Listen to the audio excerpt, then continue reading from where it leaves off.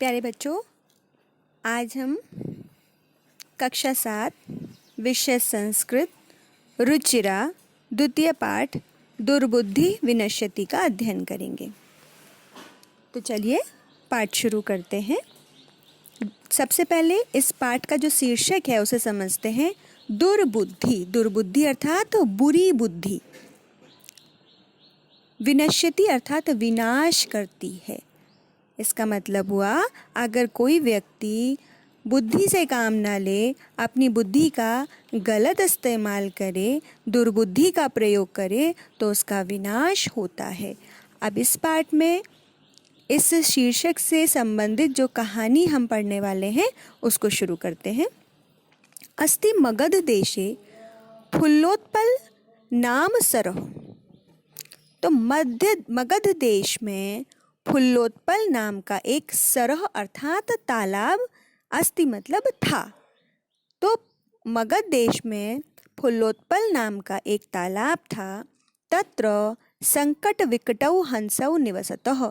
वहाँ पर संकट और विकट दो हंस निवास करते थे। संकट विकटौ ये द्विवचन का रूप है, हंसौ ये भी द्विवचन का रूप है, जिससे हमें साफ पता चलता है कि संकट और विकट नाम के दो हंस वहाँ निवास करते थे।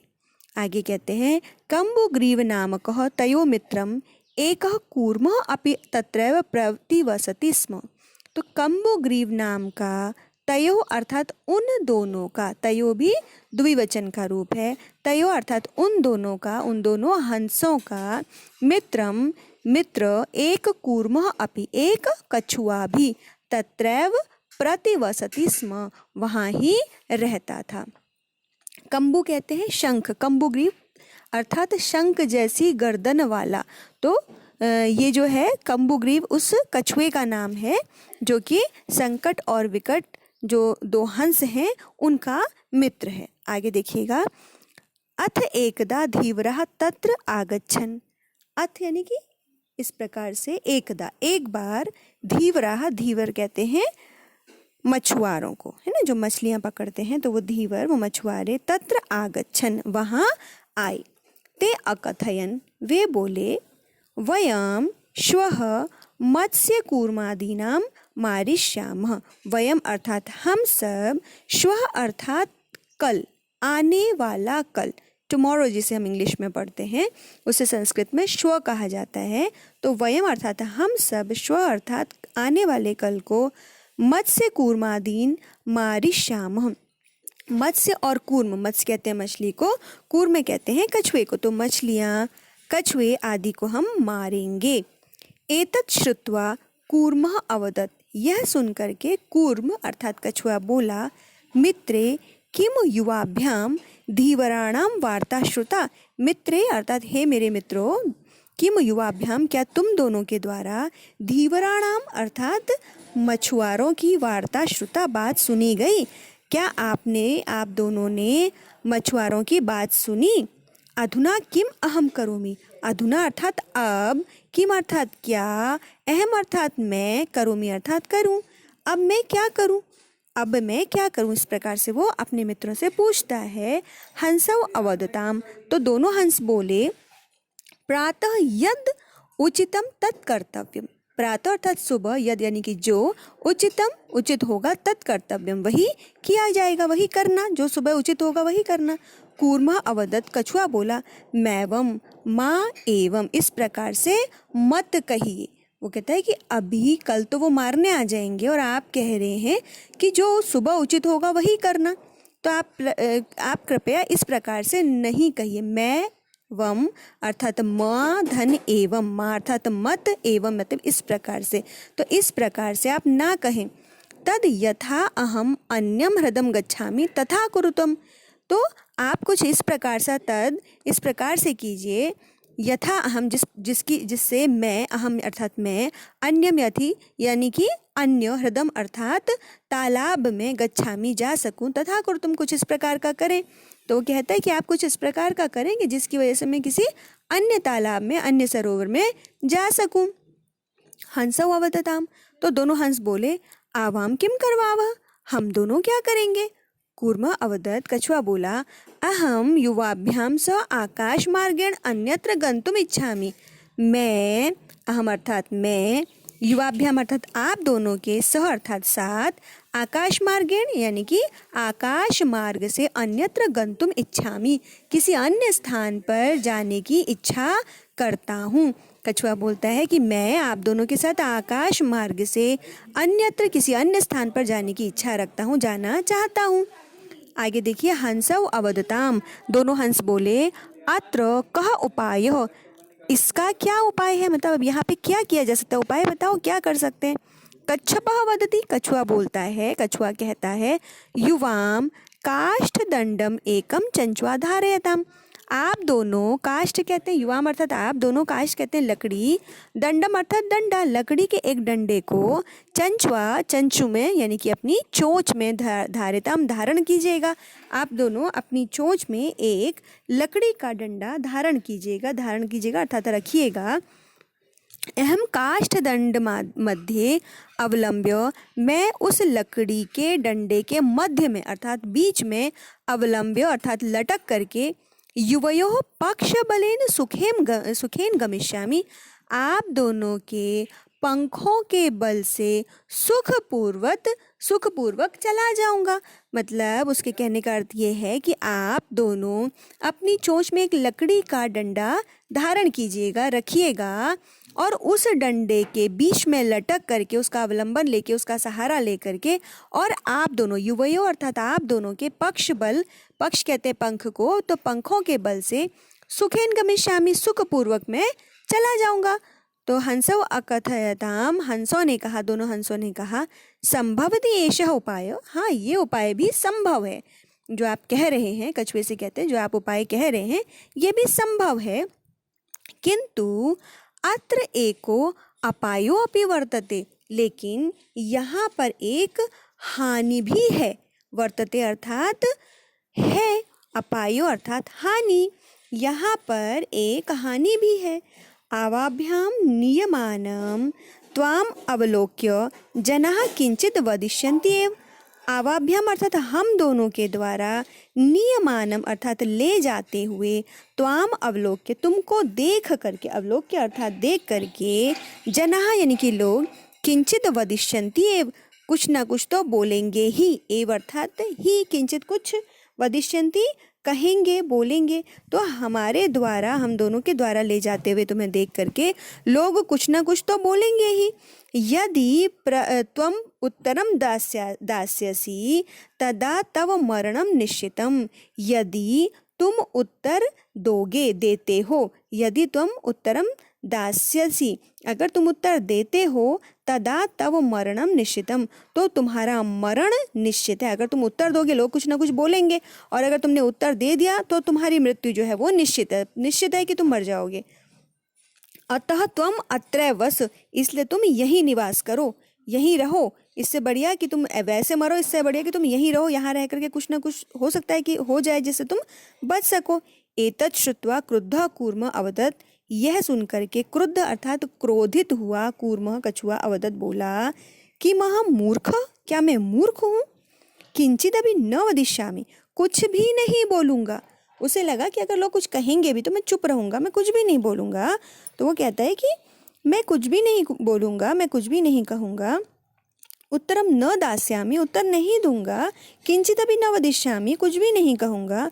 अथ अहम यथा वदामि तथा युवाम कुरुतम, अतः यानी कि इस प्रकार से, अहम यानी कि मैं, यथा वदामि जैसा कहता हूँ, तथा युवाम कुरुतम वैसा ही तुम दोनों करो।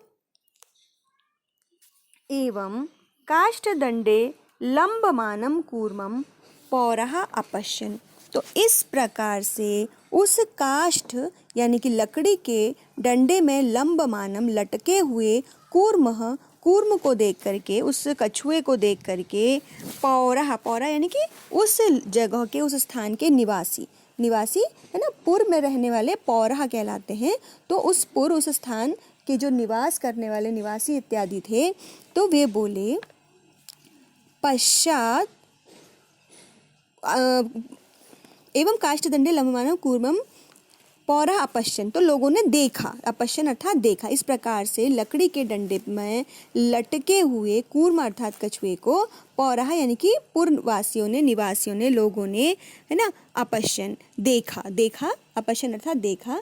कहीं कहीं किसी किसी पुस्तक में यहाँ पौरा के स्थान पर गोपालकः भी है। गोपालक अर्थात जो गायों को पालने वाले ग्वाले इत्यादि होते हैं। किसी पुस्तक में पौरा लिखा हुआ है, किसी पुस्तक में गोपालकः भी लिखा हुआ है। तो जहाँ पौरा है आप समझ जाइए कि उस स्थान के निवासी, है ना, पूर्ववासी जो होते हैं, और जहाँ गोपालकः है अर्थात जो ग्वाले इत्यादि वहाँ पर उस स्थान पर थे, जंगल में, सरोवर के किनारे, जो अपनी गायों को चराने आए थे वो लोग, तो उन्होंने वहाँ उसको देखा। पश्चात अधावन अवदंच, उसके पश्चात वो दौड़ते हुए बोले, हाँ हो, अरे महद आश्चर्यम, बहुत आश्चर्य है। उन्होंने देखा कि 2 हंस उड़े जा रहे हैं और उनके मध्य में एक कछुआ भी उड़ता हुआ नजर आ रहा है। तो वो बहुत आश्चर्यचकित हो गए कि हंस उड़ सकते हैं, ये तो संभव है, लेकिन कछुआ उड़ रहा है, ये तो आश्चर्य की बात है। इसलिए वो कहते हैं, हाँ हो, अरे महद आश्चर्यम, कितना आश्चर्य, तो बहुत ही आश्चर्य की बात हो गई, बहुत ही आश्चर्य की बात है। क्या है? हंसाभ्याम सह कूर्मो भी उड्डीयते है, जो हंस है 2 हंसों के साथ कछुआ भी उड़ रहा है। कश्चित वदति, कोई बोला, यद्यम कूर्मः कथपि निपतति, यदि अयम अयम यदि अयम यद्यम, है ना, यदि यह, अयम अर्थात यह, कूर्मः कछुआ, कथमपि निपतति, किसी भी प्रकार से अगर गिर जाएगा, आसमान में उड़ रहा है और भाई उड़ तो सकता नहीं है लेकिन ये उड़ रहा है, अगर ये गिर गया, किसी भी प्रकार से गिर गया, तदा अत्रैव पक्त्वा खादिष्यामि, तो मैं यहीं इसे पकाकर खा जाऊंगा। अपरहवत, दूसरा बोला, सरस तीरे दग्ध्वा खादिष्यामि, जो ये सरोवर है, ये जो तालाब है, तीरे अर्थात इसके किनारे पर, दग्ध्वा अर्थात जला करके, या कह सकते हैं भून करके, रोस्ट करके, है ना, दग्ध्वा मतलब इसको भून करके, खादिष्यामि खा जाऊंगा।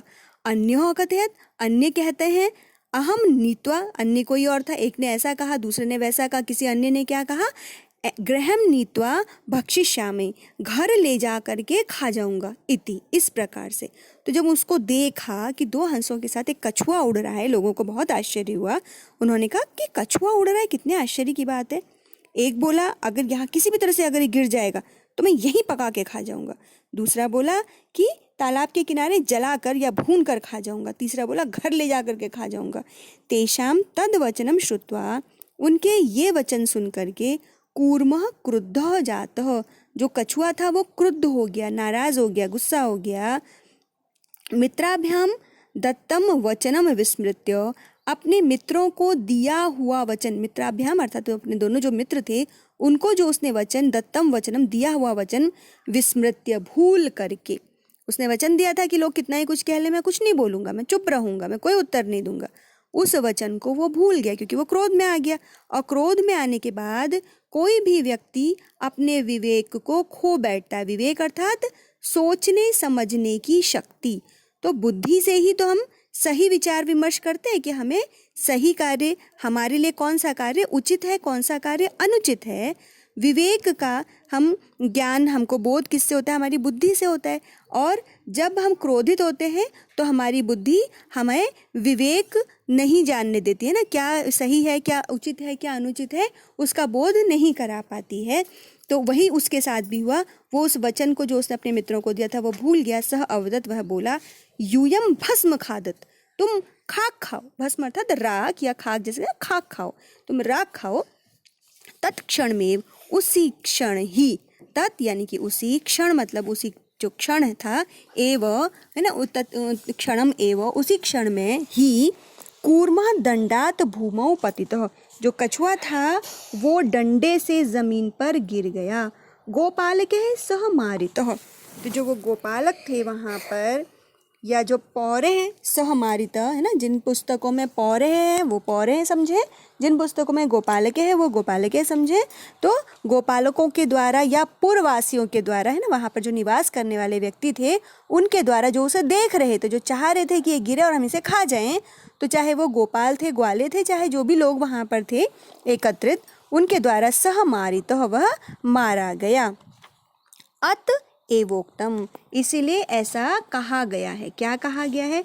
सुहृदाम हित कामनानाम वाक्यम यो नाभिनंदिति स कूर्म इव दुर्बुद्धि काष्ठात् भ्रष्टो विनश्यति। सुहृदाम, सुहृदाम, सुहृद कहते हैं मित्रों को, जो हमारे मित्र होते हैं संस्कृत में उन्हें सुहृद कहा जाता है। तो सुहृदाम, सुहृदों की, अपने मित्रों की, हित कामनाम वाक्यम, हित चाहने वाले। सुहृद कैसे? सुहृद हित की कामना करने वाले, हमारे जो शुभाकांक्षी हमारे मित्र होते हैं, हमारा हित चाहने वाले जो हमारे मित्र होते हैं, उनकी वाक्यम यो नाभिनंदिति, उनकी बात को जो व्यक्ति नहीं मानता है ना, उसका जो पालन नहीं करता है, प्रसन्नता पूर्वक जो व्यक्ति उनको स्वीकार नहीं करता है, अपने हित चाहने वाले मित्रों की बात को जो व्यक्ति स्वीकार नहीं करता है, उनकी बात का पालन नहीं करता, उनकी बात को नहीं मानता है, स कूर्म इव दुर्बुद्धि, वह कूर्म के समान, कछुए के समान, इव अर्थात समान, दुर्बुद्धि अर्थात सह दुर्बुद्धि, वह दुर्बुद्धि व्यक्ति कछुए के समान, काष्ठात् भ्रष्टो विनश्यति, काष्ठ अर्थात उस लकड़ी से, भ्रष्टो अर्थात गिर करके, विनश्य हो जाता है, विनष्ट हो जाता है, समाप्त हो जाता है, उसका नाश हो जाता है।